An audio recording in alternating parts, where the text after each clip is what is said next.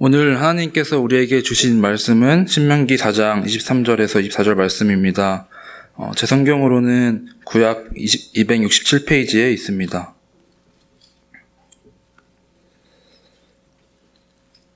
다 찾으신 줄 알고 제가 봉독하겠습니다.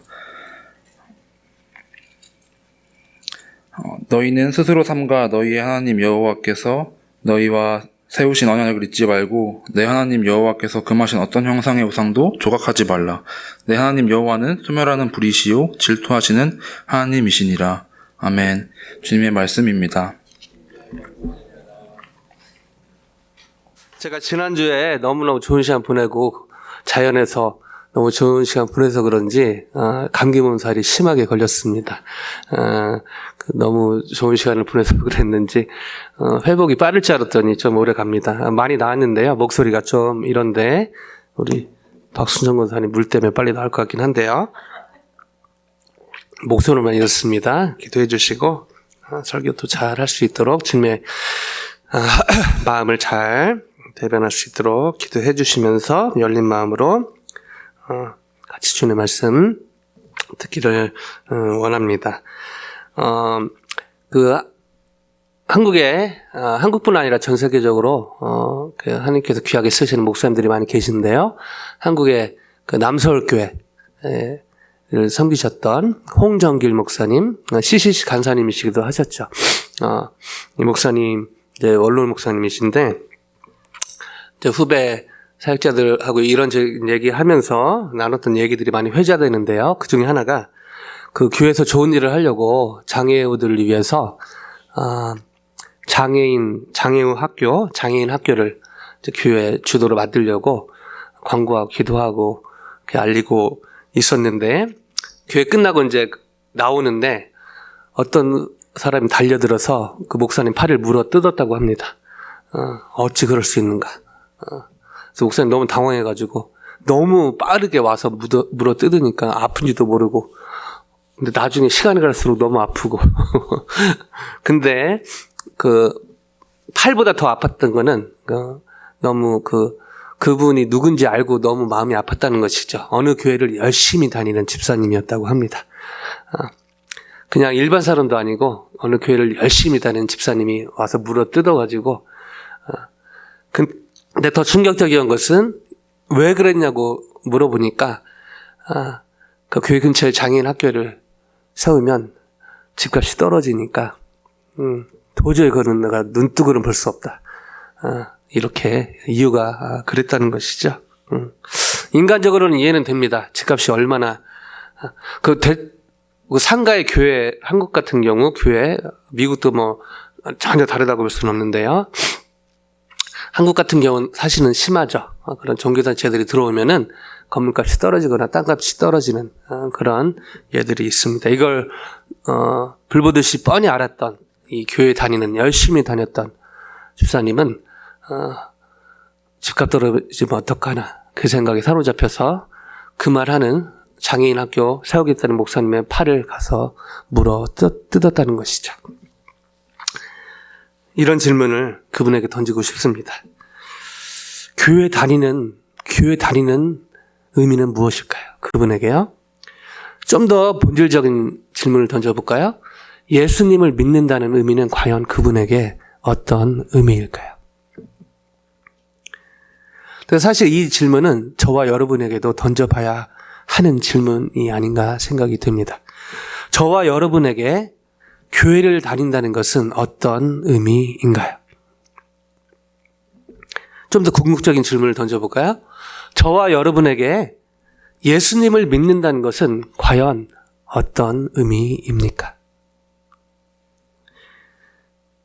저희가 이런 질문을 던지지 않으면요. 사실은 그냥 종교적인 예수를 믿는다고 하지만 교회 다닌다고 하지만 그냥 세상이 말하는 종교적인 종교 샤머니즘이나 여러 형태의 어떤 종교 생활을 하는 사람하고 별반 다른 것이 없다는 것이죠. 저에게 교회 다닌다는 것은 과연 어떤 의미입니까? 그리고 궁극적으로 예수님을 믿는다는 것은 과연 저와 여러분에게만 어떤 의미고 저는 뭐 거기에 대답할 필요가 없는 게 아니라 저를 포함해서요. 저와 여러분에게는 교회를 다닌다는 것은 과연 어떤 의미고 더 나아가서 예수님을 믿는다는 것은 과연 어떤 의미입니까? 홍정일 목사님의 팔을 물어 뜯었던 이런 집사님처럼 극단적인 행동은 하지 않을지라도 저희의 교회에서 뿐 아니라 또 가정에서 그리고 직장에서 그리고 건강의 이슈, 어떤 재정의 이슈, 관계의 이슈 그런 어려움이 닥칠 때 사실은 이 질문을 더 던져봐야 되는 것이죠. 다른 사람 둘째치고 주위 사람들이 다 문제처럼 보이고 직장에 누구, 가정에 누구, 심지어 교회 왔는데 누구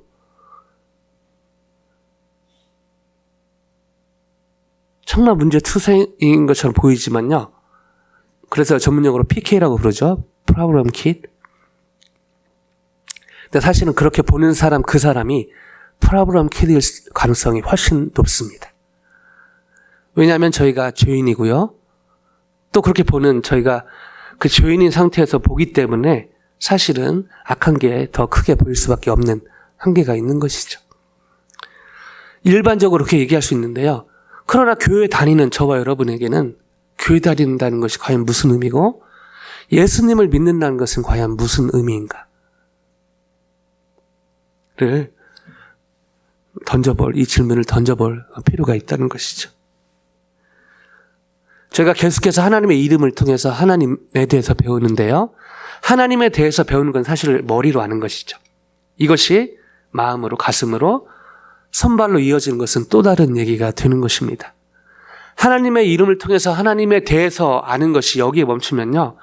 여러분, 저와 여러분은요. 무서운 또 다른 형태의 바리새인이 되는 것입니다. 그걸로 다른 사람을 판단하니까요. 가장 가까운 사람도 판단하고요. 심지어 교회 다니는 성도들도 판단하고요.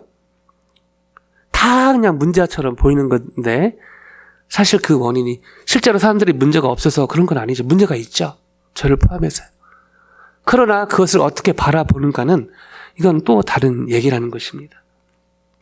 제가 아침에 요즘에 제가 운전할 때 쓰는 선글라스가 있는데요.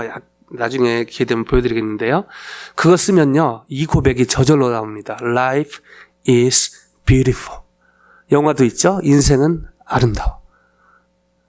제가 오랜만에 가을에 입는 옷을 입고 나왔는데 일부러 이렇게 입고 왔습니다. 봄인데 무슨 가을이냐. 봄인데 가을처럼 볼 수 있다는 것이죠. 안경을 그걸 쓰면요. 다 단풍처럼 보여요. 다 단풍처럼. 얼마나. 근데 저만 그런지 알았더니 옆에 아내 보니까 그 옆에 아내는요. 저보다 더 그렇게 보이는 안경을 썼더라고요. 더 큰 안경을 쓰면서 저한테 이렇게 단풍이 잘 들었지? 속으로 무슨 소리 하는가. 근데 그 안경을 써보니까 진짜요. 저희 집에서 교회 오는 길이요. 너무너무 아름다운 거예요.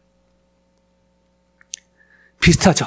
저희가 하나님의 안경으로 사람을 보고요. 하나님의 안경으로 똑같은 상황을 보면요. 그렇게 한숨 나오고 그렇게 희망 없고 그렇게 되는 현실이지만 Life is beautiful. 인생은 아름다워. 그 영화에 나오는 나치의 그 전쟁통에 감옥에 아버지와 아들이 가는 그 영화 아닙니까? 사람들이 죽어나가고 막 고통 속에 있는데 아버지가 아들에게 이거는 게임이더라고 얘기를 하죠. 게임이라는 안경을 쓰게 합니다. 근데요, 이 아이는요, 그 게임이라는 그 안경으로 그 감옥 생활을 보니까 너무 재밌는 거예요. 너무 재밌어요. 내일이 빨리 왔으면 좋겠다. 제가 그 영화 보면서 펑펑 설교할 때, 기도할 때 말고 잘 안 우는데 그 영화 볼 때요. 제가 영화를 막 찾아보는 매니아는 아닌데 특별히 그 타이밍이 첫째 아들 낳고 막 그때 누가 소개해줘서 봤는데요. 아유, 타이밍이 참 중요하더라고요. 오늘 이 하나님의 말씀 안에 들어갈 텐데요. 오늘 비슷한 환경이지만 또 비슷한, 이 얼마나 좋은 환경입니까? 그리고 비슷한 말씀처럼 성경 가지고 제가 비슷한 패런을 설교하겠지만 그러나 하나님은 비슷한 분이 아니시죠. 아멘요? 하나님은 종교, 박제, 저희가 하나님을 자주 이렇게 박제해 놓은 그럴 때가 많은데 오늘 이 말씀을 통해서 저와 여러분이 정말 그 살아계신 하나님 다시 만나고 머리에서 가슴으로, 가슴에서 선발로, 이따가 블루스카이 함께 같이 가면서 시간 되시면 같이 가면서 그냥 해야 되는 액티비티가 아니라 정말 이렇게 저에게 기회를 주셨구나. 이런 놀라운 터닝 포인트가 생기는 그런 이 예배 시간 되기를 주님의 이름으로 간절히 축원드립니다. 그래서 하나님의 안경을 쓸 필요가 있는 것이죠. 자, 오늘 같이 나누고 싶은 하나님의 말씀 신명기, 아까 승리는 제가 잘 읽어줬는데요. 2절밖에 안 되는데 다시 한번 가봅니다. 4장 모세의 어떤 고별 설교 1장에서 4장은 어떤 서론 부분인데 과거를 돌아보면서 그 마지막에 진짜 하고 싶은 얘기를 압축해 놓은 그런 부분 중에 하나인데요. 같이 한번 읽어볼까요? 읽습니다. 시작. 너희는 스스로 삼가 너희의 하나님 여호와께서 너희와 세우신 언약을 잊지 말고 내 하나님 여호와께서 금하신 어떤 형상의 우상도 조각하지 말라. 자, 여기서 보면요. 어떤 형상으로도 하나님을 만들지 말라고 하는데요. 그냥 여기만 보면 뭐 그런가 보다 하기 쉬운데 그 당시 백그라운드를 알 필요가 있는 것이죠. 고대 근방 지방과 애굽에서는요. 그 당시에 유행했던 게 있는데요. 신상을 제작하는 것입니다. 사실 이때만 그런 게 아니라 한국 역사를 보면, 세계 역사를 보면 이런 게 많죠. 왜냐하면은 되게 무서울 때, 힘들 때, 어려울 때, 뭔가 의지하고 싶을 때 사람들은요, 뭔가 만들고 싶어. 눈에 보이는 것을 의지하고 싶은 것이죠. 제가 한두 번 말씀드렸듯이 저희 한국에 계신 저희 어머님 교회 일부의 권사님들, 저희 교회 권사님들하고는 전혀 제가 볼 때는 삶의 방향이 다른 분들 같은데요. 주일 예배 끝나고 꼭 들리는 곳이 있다고 그랬죠. 그 용하다는 점집입니다. 근데요, 제가 한 번 그냥 그랬는데 최근에 확인해 보니까 여전히 루틴처럼 하나님의 말씀보다 그 점집에 그분도 교회 다니는 그런 사람이란 그런 얘기가 있어요. 와, 주일에 은혜 받고 일해야 되니까 가서 점집에 가서 또 그 밑에 성경과 점책이 같이 있지 않을까. 이 당시는 특히 이게 심했다고 합니다. 무언가 이걸 만드는 것이죠. 뭔가 하나님은 눈에 안 보이니까 뭔가 이렇게 사람들이 만들고 싶어 했다는 것이죠. 그래서 하나님은요, 이방인의 신들처럼 이런 것을 만드는 것을 철저히 금하신 것이죠. No way. 그러면서 하나님은 하나님에 대해서 이 신명기 이 다음 절에서는요, 이 하나님이 어떤 분이신 데서 이렇게 강조를 합니다. 같이 한번 읽어보실까요? 24절입니다. 시작. 내 하나님 여호와는 소멸하는 불이시요 질투하시는 하나님이시니라. 여호와는 소멸하는 불이셔. consuming fire. 미국 찬양도 이 고백이 많이 들어가는데요. 맹렬히 타오르는 어떤 불. 하나님이 맹렬히 타오르는 불. 이게 무슨 의미일까요? 하나님은요, 근본. 여러분, 제가 기도하고 얘기하고 할 때 제가 하나님 사랑이 많으시다라고 얘기하는데요. 이건 하나님에 대해서 부분적으로 알아서 이런 고백이 나오는 것입니다. 하나님의 사랑이 많으시다. 이거는 성경이 말하는 하나님하고 좀 달라요. 하나님은요, 사랑이 많으신 분이 아니라 사랑의 하나님이십니다. 아멘요? 하나님은요, 사랑이셔요. 사랑이 많으신 그 편에는 어느 정도 한계가 있다는 거죠. 이거 좀 아닌데? 그가 아니란 말이죠. 하나님은요, 긍휼이 많으신 분이 아니십니다. 하나님은요, 긍휼의 하나님이셔요. 아멘요? 우리가 자주 하나님을 박스에 가두죠. 하나님은 긍휼이 많고 사랑이 많고 좀 더 품어주고 그러면 그게 뭐가 되는 것이죠? 결국에 어린 선을 넘으면 하나님은 하나님 나도 안 되겠다. 너는 안 되겠다. 이거는요, 성경이 말하는 하나님이 아니라는 것이죠. 그러나 그것이 하나님이 사랑의 하나님이지만요. 근본 하나님은 사랑의 하나님이시지만 인간의 죄와 불의에 대해서는요. 맹렬히 타오르는 불처럼 심판하시는 그런 분인 것을 이 consuming fire, 소멸하는 불로 모세는 하나님을 표현하고 있다는 것이죠. 이 십자가와 비슷한 것이죠. 하나님은, 예수님은 사랑의 하나님이시지만요. 공의의, 사랑과 공의가 만나는 점이 십자가 아닙니까? 하나님은 사랑의 하나님, 좀 이따 제가 얘기했지만요. 하나님은 그냥 사랑의 하나님이시면은, 무슨 죄를 져도, 막 살아도, 그냥, that's okay. 여러분요, 교회 다니는 사람들 중에, 또 일부 이단 중에요, 이거를 강조해서, 우리가 무슨 죄 고백을 해. 우리는 죄 지을 수 없어. 뭐 죄 고백이 왜 필요해. 이렇게 한쪽으로 또 치우치는 경우도 있습니다. 자, 그러면서 이 불경건에 대해서 하나님은 맹렬히 타오르는 불처럼 이 심판하시는, 하나님 사랑의 하나님이시지만 동시에 이 심판, 미묘하게 이게 같이 있는 것이죠. 그게 아니면 사실은 예수님이 십자가에 돌아갈 필요가 뭐가 있습니까? 자, 그러면서 The Lord your God is consuming fire. 저희가 사랑의 하나님만 집중하게 될 때는요, 신앙이 좀 약간 미성숙할 가능성이 높습니다. 이 심판의 하나님까지 저에게 봐야 어떻게 되죠? 하나님을 사랑하고 동시에 하나님을 두려워하게 된다는 것이죠. 왜 교회 안에서는 아까 서두에 그 집사님도 교회 열심히 다니고 봉사도 열심히 하고요. 그래서 이 홍목사님이 더 놀랬다고 하는 것 아닙니까? 그냥 지나가는, 그냥 거기 사는, 교회 다니지 않는 그 사람이 그랬으면 모르니까 그럴 수 있다. 물어 뜯겨도 막 모르니까.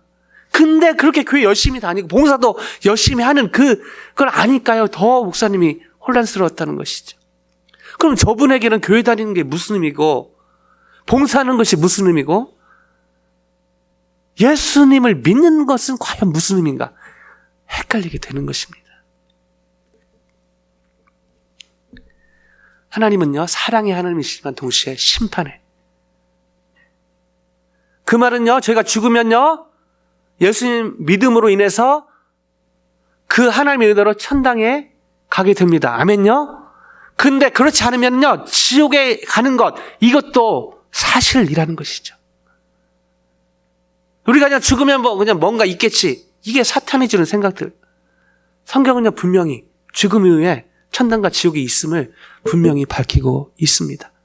그런 의미에서 친한 가족 중에, 친한 친구 중에, 가까운 사람 중에 아직 예수님 안 믿고 그렇게 사는데, 나는 주님 때문에 감사하고, 여러분 좀 이율배반적인 게 있는 것이죠. 무언가 빠진 것이죠. 나는 하나님 주님의 은혜로 감사하고 할렐루야. 근데 가족 중에 누가 오늘 죽으면 지옥에 갈 수도 있는데 내가 괜찮다? 그래서 이 질문을 다시 해봐야 되는 것이죠. 과연 교회 다닌다는 것은 무슨 의미고 예수님을 믿는다는 것은 무슨 의미인가? 우리가 우리의 힘을 어떻게 할 수는 없지만 그래도 매달려야 되지 않겠습니까? Consuming fire. 하나님은요, 소멸하시는 심판의 하나님이신 것이죠. 자, 그러면서 뒷부분에 이 모세의 삶을, 모세의 자기 전인격을 담은 그런 고백을 하는데요. 하나님은요, jealous God, 질투하시는 하나님이라고 고백하고 선포를 합니다. 자, 성경에 지금 이렇게 질투하시는 하나님, 여러분 어떻게 와닿습니까? 이게 이 부분에 대해서 사실은 논란가요, 여러 논란과 오해가 많습니다. 왜냐면요, 딱 이것만 보면 질투하고 하나님하고 속성이 안 맞거든요. 여러분, 질투하고 하나님하고 속성이 맞습니까? 우리가 일반적으로 생각하는 질투요, 세상의 질투, 시기 때문에 여러분요, 살인사건도 일어나요. 여러분요, 질투와 시기심을 이기지 못해서 가족도 깨지고요, 가정도 깨지고요, 직장도 깨지고 심지어 교회도 깨집니다. 무서운 것이죠. 근데 그 질투하고 하나님하고 연결이 된다? 이거 사실은 쉽게 받아들이기 힘든 부분이라는 것이죠. 자, 성경만 봐도요, 세상적인 예는 너무 많습니다. 성경에 나온 질투로 인한 부정적인 사례들을 한번 볼까요? 몇 번만 볼게요. 창세기 25장 24절로 26절 한번 같이 읽겠습니다. 야곱에 대한 얘기인데요. 같이 읽습니다. 시작. 그 해산 기한이 찬즉 대에 쌍둥이가 있었는데 먼저 나온 자는 붉고 전신이 터록 같아서 이름을 에서라 하였고 후에 나온 아우는 손으로 에서의 발꿈치를 잡았으므로 그 이름을 야곱이라 하였으며 리브가가 그들을 낳을 때에 이삭이 60세였더라. 자, 첫째는 야곱이죠. 야곱의 시기 질투심. 아주 그냥 시기 질투심의 화신이죠. 화신. 그냥 아이콘. 자, 이 장자권에 대한 뭐 긍정적인 면도 있지만요. 하여튼 인간적인 면에서 막 에서 형, 이 태어난 이 과정 자체부터 발 뒤꿈치 잡고 장난 아닙니다. 그죠? 그리고 그 팥죽 한 그릇, 물론 장자권에 대한 사모함 그건 좋은 거 있지만 그거 어떻게 해보려고 막 이 이제 말이 잘 안 나오는데요. 아이고 진짜 야곱 뭐 천당에서 만나겠지만은 죄송합니다. 써 있으니까요. 성경에 야곱 어떻게든 이 배고픈 형의 모습을 악용해가지고 장자권 막 사고 팥죽 막 해가지고 그리고 또 에서 형한테 미움받아가지고 삼촌 라반 집에 나중에 하나님이 합력해 선을 이루셨지만 그렇게 고달픈 비극을 경험하게 된 것이죠. 이 본인의 어떤 시기심, 질투심. 다른 장 가볼까요? 창세기 37장 3절 4절인데요. 같이 읽습니다. 시작. 요셉은 노년에 얻은 아들이므로 이스라엘이 여러 아들들보다 그를 더 사랑함으로 그를 위하여 채색옷을 지었더니 4절요. 그의 형들이 아버지가 형들보다 그를 더 사랑함을 보고 그를 미워하여 그에게 편안하게 말할 수 없었더라. 이것도 사실은 야곱하고 연결이 안 될 수가 없죠. 채색옷을 뭐 입힐 수도 있죠. 근데 좀 더 생각을 했으면 다른 자녀들 생각했으면 좀 다르게 할 수 있지 않았을까. 뭐 이쁘니까 뭐 그럴 수도 있지만 요셉은 채색옷을 입은 것 때문에 형들이요 시기 질투가 장난이 아니죠. 그리고 저희가 성경에 나온 얘기지만 여러분 이게 저희 얘기라고 생각하면요 이거는 떨려서 못 읽습니다. 우리 김다니 목사님 요즘 눈이 초롱초롱 원래도 사슴눈에 너무 멋있는 눈을 갖고 있었지만 우리 시원이 때문에 얼마나 볼 때마다 근데 나중에 하나님 은혜 주셔서 시원이 동생이 나왔는데 시원이가 막 나만 이뻐하다가 갑자기 동생 이뻐하고 그러면서 막 갑자기 농담이라도 이런 말 하면 안 되죠. Anyway 하여튼 우리 얘기로 하면요 가족 중에 누가 여러분을 이렇게 판다고 생각해 보십시오. 세상에서 받으시는 최고의 상처 중에 하나죠. 사실은 가족으로 인해 받는 상처. 바로 이게 시기 질투에서 생기는 너무나 씻기 힘든 그런 상처가 되는 것이죠. 자, 한 군데만 더 가볼까요? 사무엘상 18장 7, 8절 같이 읽습니다. 시작. 여인들이 뛰놀며 노래하여 이르되 사울이 죽인 자는 천천히요 다윗은 만만히로다 한지라. 사울이 그 말에 불쾌하여 심히 노하여 이르되 다윗에게는 만만을 돌리고 내게는 천천만 돌리니 그가 더 얻을 것이 나라 말고 무엇이냐 하고. 다윗도 좀 억울한 면이 있죠. 자기 한 게 아니라 사람들이 사울은 천천히요 다윗은 만만. 그게 사울 왕의 귀에 들어갑니다. What? 사실은요, 다윗이 얼마나 충성했습니까, 사울에게. 초창기에 분위기 좋았죠. 근데 시기 질투심이 들어가니까 GG, 굿게임, 게임 오버 이렇게 되는 것이죠. 이제는 사울의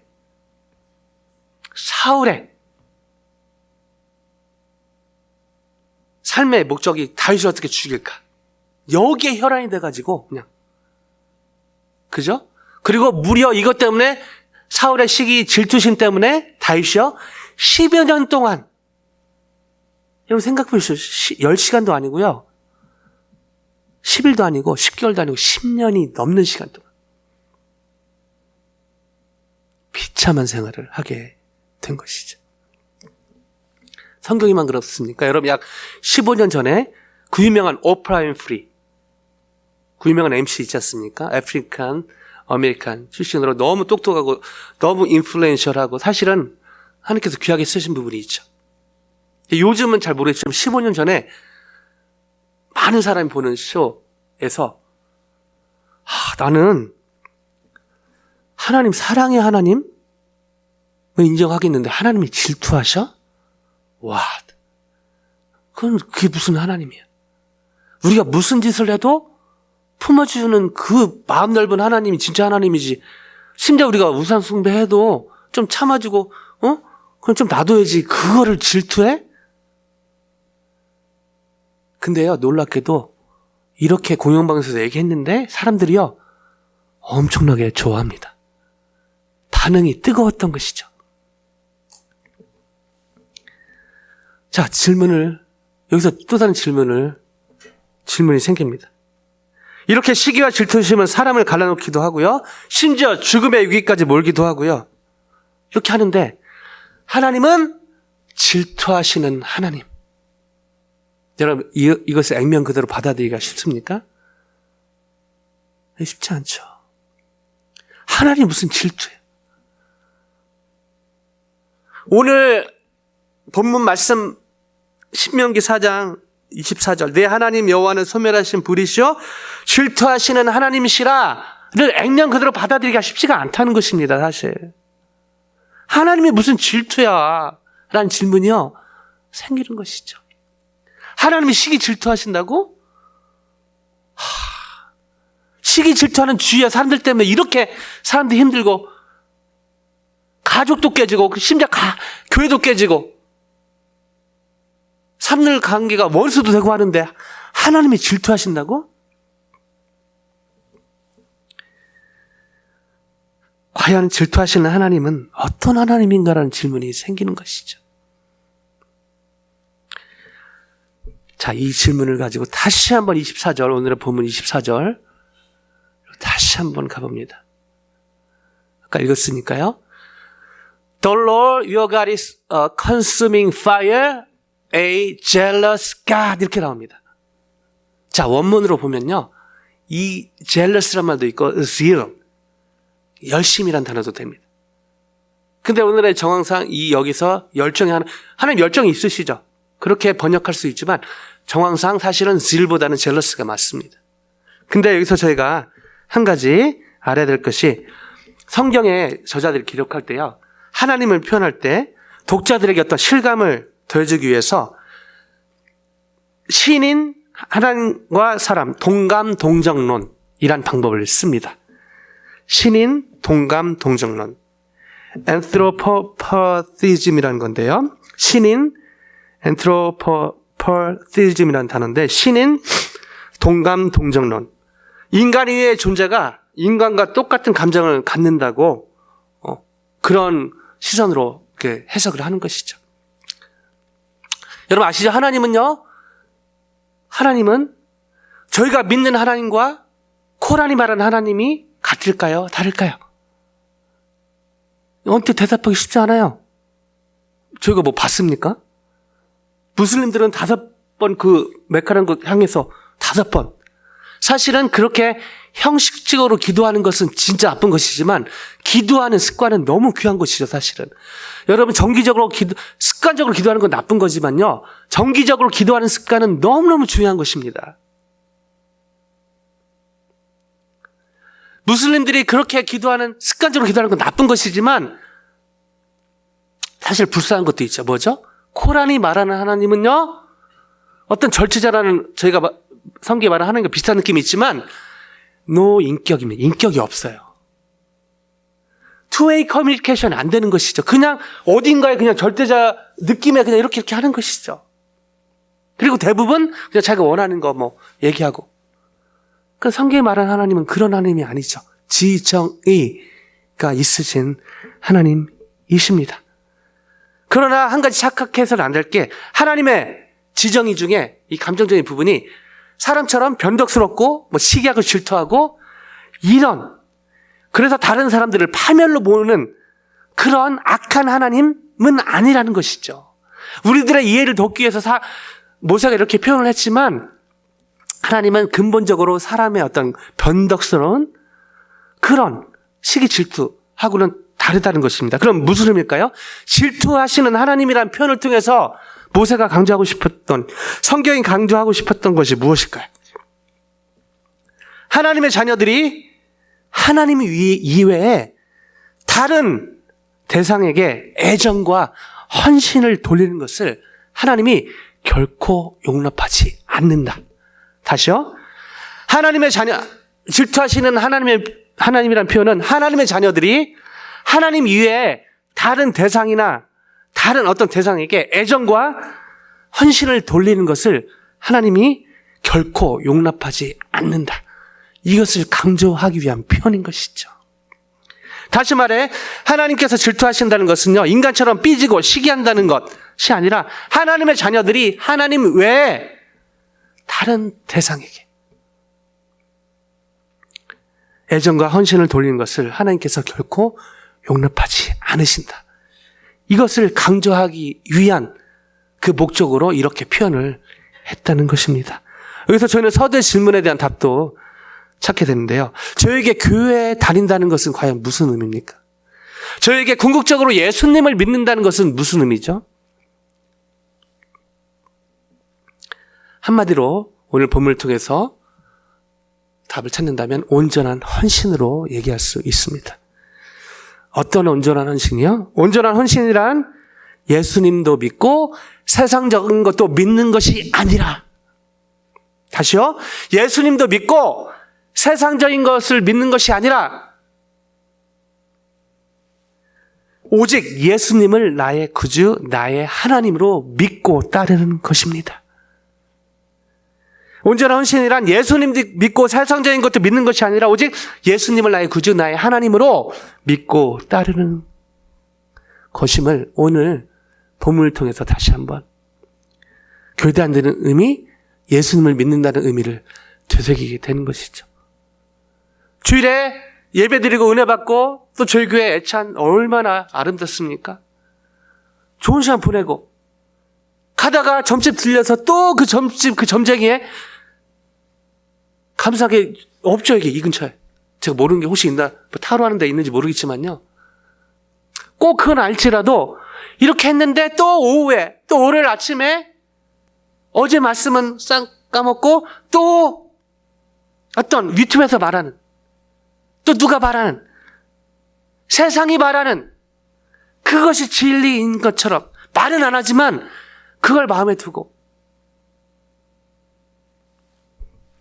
이것을 하나님이 원하시지 않는다는 것입니다. 이처럼 하나님의 가운데 성령 충만으로 예수님도 믿고 세상적인 것도 믿는 것이 아니라 오직 예수님을 나의 구주, 나의 하나님으로 믿고 따르는 온전한 헌신의 삶을 산다면 하나님께서 정말 기뻐하실 줄로 믿습니다. 그리고 이 온전한 헌신의 삶을, 완벽한 삶을 이게 아닙니다. 부족하고 연약하고 넘어지고 또 범죄합니다. 그럼에도 불구하고 다시 오뚜기처럼 하나님의 가운데 성령 충만을 사모함으로 이 온전한 헌신의 삶을 산다면 그 열매로 하나님 나라는 회복되어져 가고 저희 가정에서요, 저희 안에서 먼저 누려지고 저희 가정에서, 직장에서, 캠퍼스에서 또 많은 사람들에게 이 하나님의 나라는 확장되어져 갈 줄로 믿습니다. 여기서 저희가 하나 간과해서는 안 될 너무 중요한 사실이 있습니다. 자, 오늘 비슷한 부분에 jealous God이 언급되는 현장으로 가볼까요? 십계명, 자, 출애굽기 20장 4절 5절. 출애굽기 20장 4절 5절 같이 읽어보십니다. 시작. 너를 위하여 새긴 우상을 만들지 말고 또 위로 하늘에 있는 것이나 아래로 땅에 있는 것이나 땅 아래 물속에 있는 것에 어떤 형상도 만들지 말며 그것들에게 절하지 말며 그것들을 섬기지 말라. 나 내 하나님 여호와는 질투하는 하나님인즉 나를 미워하는 자의 죄를 갚되 아버지로부터 아들에게로 3, 4대까지 이르게 하거니와. 하나님의 엄중한, 여러분 하나님을 본 적 없죠? 그러나 하나님의 심장을 성경에 표현하셨죠. 하나님 심장, 하나님의 스피릿, 바로 십계명 두 돌판이죠. 그 중에 첫 돌판에 4계명이 있는데 하나님 사랑에 대한 것들을 요약해 놨습니다. 그 중에 두 번째인데요, 여러분 이 부분에 대해서 저희가 많이 오해를 합니다. 자, 4절로 가볼까요? 나를 위한 새긴 우상을 만들지 말고 이런 것을 이렇게 하고요, 어떤 형상도 만들지 말며, 5절에 그것들이 절하지 말며 쭉 하면서 그 이유가 내 하나님은 질투하는 하나님이라고 얘기하는데요, 여기서 중요하게 제가 간과해서는 안 될 부분, 자, 이것은 누가 누구에게 줬는가 하는 것입니다. 하나님이 모세를 통해서 모든 사람에게 준 것이 아니라는 것이죠. 하나님의 언약 백성인 이스라엘 백성에게 줬다는 것입니다. 무슨 말이죠? 이 십계명, 특별히 이 계명은요, 이 계명은 그런 건 다 그렇지만은 하나님을 믿고 따르는 사람에게 주셨다는 것, 이것을 제가 까먹으면 안 됩니다. 바로 이렇게 설교하고 있는 저에게, 이렇게 예배드리고 있는 성도님들에게 주셨다는 것이죠. 우리가 너무 이 하나님 말씀 들을 때 자주 내기가 아닌 것처럼 들을 때가 많은데요, 이것은 먼저 누구보다 새기고 누구보다 명심해야 될 사람이 바로 여기 있는 저를 위해서 기도해 주시기 바랍니다. 하나님의 말씀을 매일 묵상하고 공부하고 가르치고 설교하고, 그리고 특별히 저희 교회 너무 좋은 컬처죠. 하나님의 말씀을 청년부, 대학부, 청년부, 또 어린아이까지 가까이 하는 너무너무 귀한 컬처를 주셨는데, 바로 너무 귀하지만요, 하나님이 그거 하는 그 사람에게 주셨다는 것입니다. 저와 여러분에게 주신 레마의 말씀이라는 것이죠. 아멘요? 무슨 말이죠? 하나님의 말씀을 선물로 받은, 특권으로 받은 저희가 이렇게 하나님도 섬기고 다른 것도 섬길 수 있는 걸 하나님이 너무 잘 아셨다는, 저희 연약함을 너무 잘 아신다는 것입니다. 저는 이 설교 들으면서 가슴이 떨렸습니다. 이게 저를 통해서 성도님들에게 주신 말씀이기도 하지만 정말 저에게 다시 한번 리마인더로,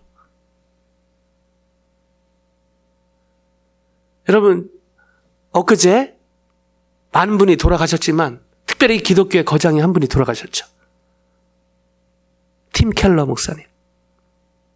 이분이 뭐 완벽하다 그런 건 아니지만요, 정말 이 시대에 하나님이 쓰셨던 너무너무 귀한 복음에 사로잡혀 교회도 하시고, 또 은퇴하시고도, 여러분 은퇴하고 나서 많은 사람이 쉬고 싶고 즐기고 싶고 나쁜 게 아니죠. 필요하죠. 그런 시간이 필요합니다. 근데 다시 이분은 그런 시간 보내고 다시 복음으로, 그리고 암에 걸렸지만 끝까지 복음 사역을 하시다가, 이분이 쓴 여러 책 중에 하나, 내가 만든 하나님 비슷한 그런 책이 있죠. 뭐죠?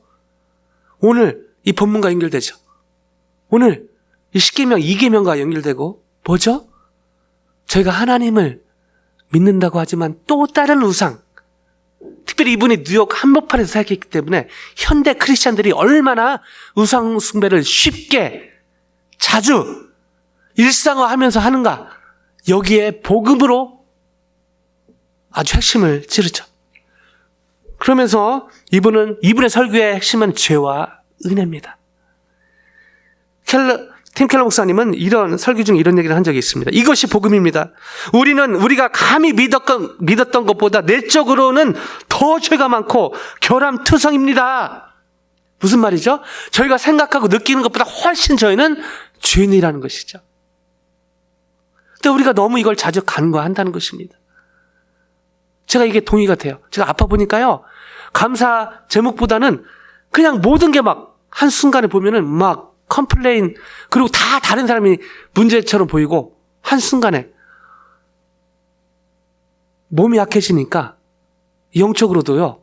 이 시야도 제가 지난주에 give light to my eyes, give Jesus to my eyes. 그리고 그 약발이 월화까지 갔는데요. 수요일 넘으면서 이렇게 누워있는데요. 뭔가 막 뉴스 들어도 그렇고 막 푸틴부터 해가지고 막 진짜 와 올라오는. 근데 5월 19일에 돌아가셨는데요. 팀 켈러 목사님 소천하셨다는. 제가 이분 만나본 적은 없지만 이분 책이나 설교를 또 책을 또 세미나를 제가 경험해 본 적이 있기 때문에 이분의 유언처럼 이분을 통해서 하나님이 주시는 것처럼 혹시 나도 모르게 하나님도 섬기고 다른 것도 섬기지 않나. 육체적으로 힘든 시간을 보냈지만 감사하게도 영적으로요. 이거를 철저하게 돌아보는 시간을 갖게 되었습니다. 그러면서 깨닫게 되는 것이요. 눈에 보이는 우상은 치움되지 않는, 눈에 보이지 않는 우상이 너무 많다는.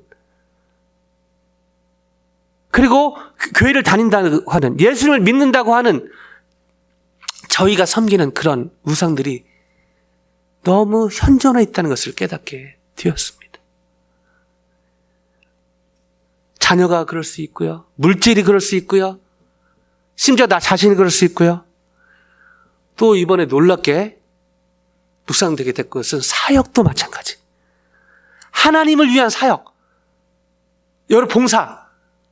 여러분 이거 오해하시면 안 됩니다. 의미가 없다. 성가대가, 설교가, 찬양팀이, 블루스카 사역이. 여러분 이런 사역 동참하는 거 너무너무 귀한 일입니다. 근데요. 하나님과의 관계 속에서 하나님과의 기도하고 말씀 보고 이런 거는 등한시하고 여기에 먼저 시간을 쏟을 때 사람들은 모르지만 하나님은 아신다는 거죠. 너 뭐하고 있니? 하나님은 쇼하는 거 다 아십니다. 물론 제가 쇼하려고 하는 건 아니죠.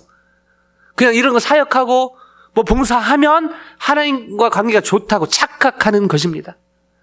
여러분요. 하나님과 관계 기도와 말씀과 가운데 주님과의 1:1 거기에 우선순위를 두지 않고 하는 모든 것은요. 우상이 될 수 있다는 것이죠.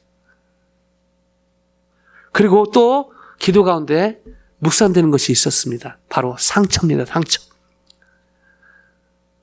특히 요즘에 총기 난사 사건이나 여러 뉴스들이나 가까운 뭐 밖은 둘째치고요. 교회에서 일어난 들 여러 선교단체 일어난 들 보면요. 무서울 정도 사람들이요. 자기 감정이 지상명령인 것처럼 조금만 기분 나쁘면 그래서 제가 잘 참는 편이거든요.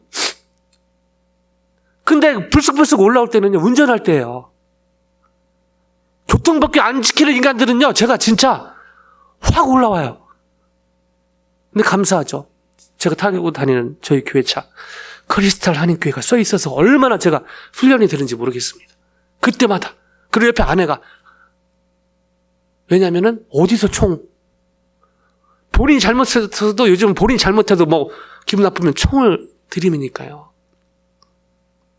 그건 둘째 치고요. 상처, 내 화 이것이 하나님의 말씀보다 먼저인 사람들이 너무 많고요. 교회 밖에도 그렇고 교회 안도 그렇습니다. 그리고 제 안에도 그런 것들이 있더라고요. 기도하면서 보니까. 잘 안 보였어요. 근데 아파 보니까 우리 오랫동안 아프신 성도님들한테 마음이 가고 더 기도가 가면서 그게 감사했고 또 하나는 제 안에 죄성, 제가 우상으로 이 상처도 기분 나쁨도 우상으로 섬길 수 있구나를 말씀을 준비해서 깨닫게 하신 것이죠. 말씀을 마무리합니다. 예수님은요.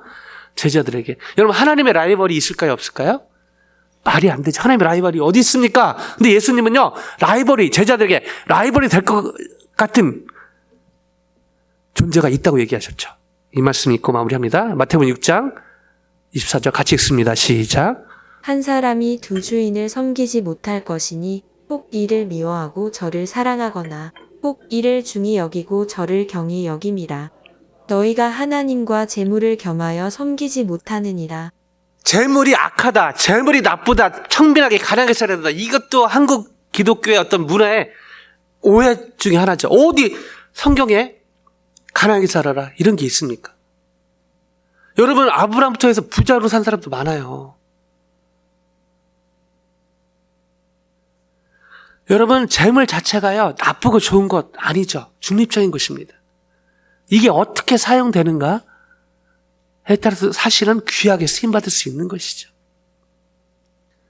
우리 이따 광고 사겠지만 비언치를 가는 지체들, 미션 가는 지체들, 또 구제에 필요한 개인적으로, 가정적으로, 교회적으로 기도를 담아서 드리는 그런 재물 통해서 저희가 선한 일을 얼마나 귀하게 쓸 수 있습니까? 근데요, 재물이 하나님보다 앞서면 우상이 될 수 있다는 것이죠. 재물 자체가 죄가 아니라 돈을 사랑함이 일만하게 악인 것을 성경은 분명히 얘기하고 있습니다. 말씀을 마무리하기 원합니다.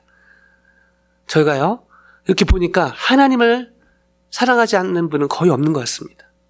예수님을 이렇게 특별히 나쁘게 생각하는 분은 없는 것 같습니다.